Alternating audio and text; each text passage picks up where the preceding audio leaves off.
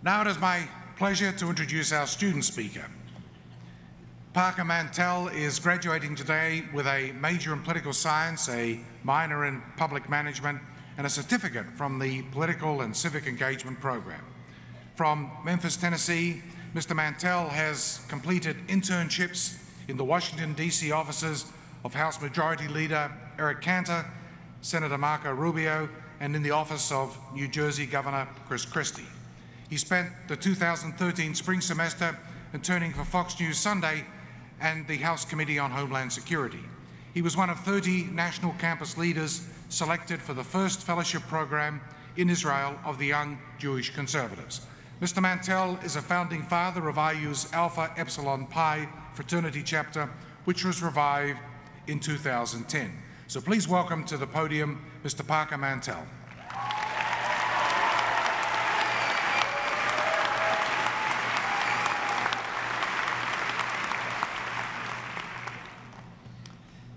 As the student commencement speaker, perhaps my admission that I am far from the best orator comes to you as a surprise.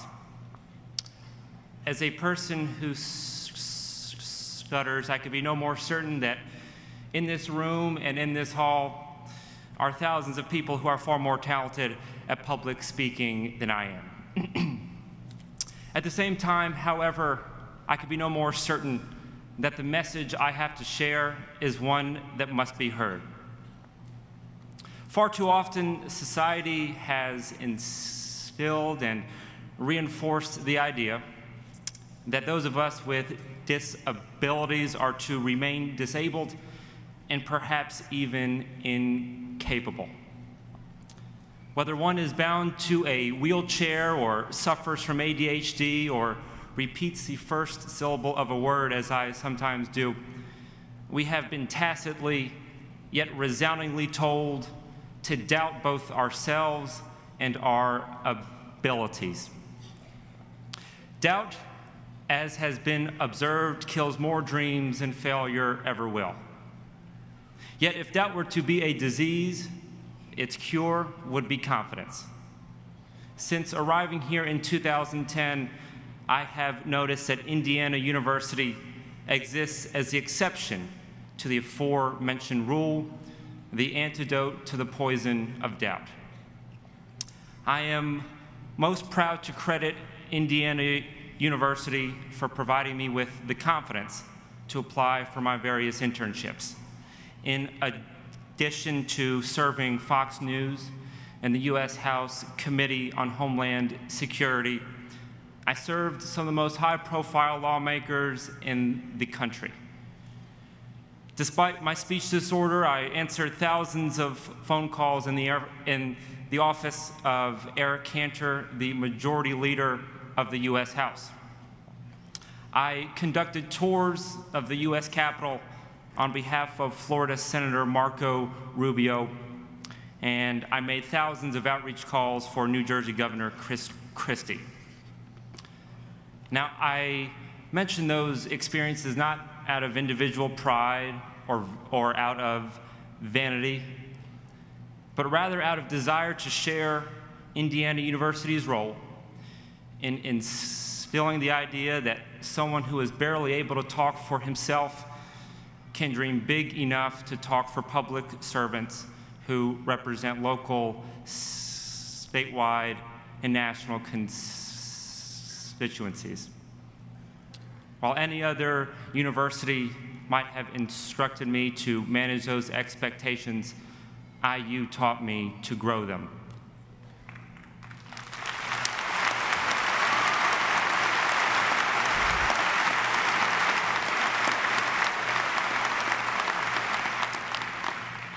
I am certain that IU has done the same for all of you graduating here today, whether your challenge is as overt as mine or known only by you.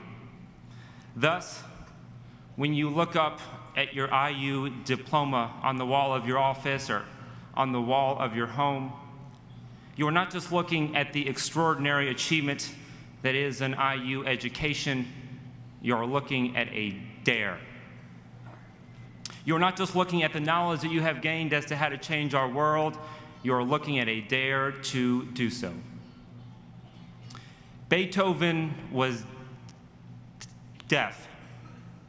Imagine if he had never dared to listen to his calling to compose music. Ray Charles was blind. Imagine if he had never dared to envision that he could touch the keys of a piano. Albert Einstein was dyslexic. Imagine if he had never dared to embrace seeing things differently by formulating equations. FDR couldn't walk. Imagine if he had never dared to run. Imagine what you are depriving our world of if you never dared to achieve your purpose. As such, today, I issue the Indiana University Challenge to you. I challenge you to stop believing in those who cast doubt upon you and to start believing in yourselves.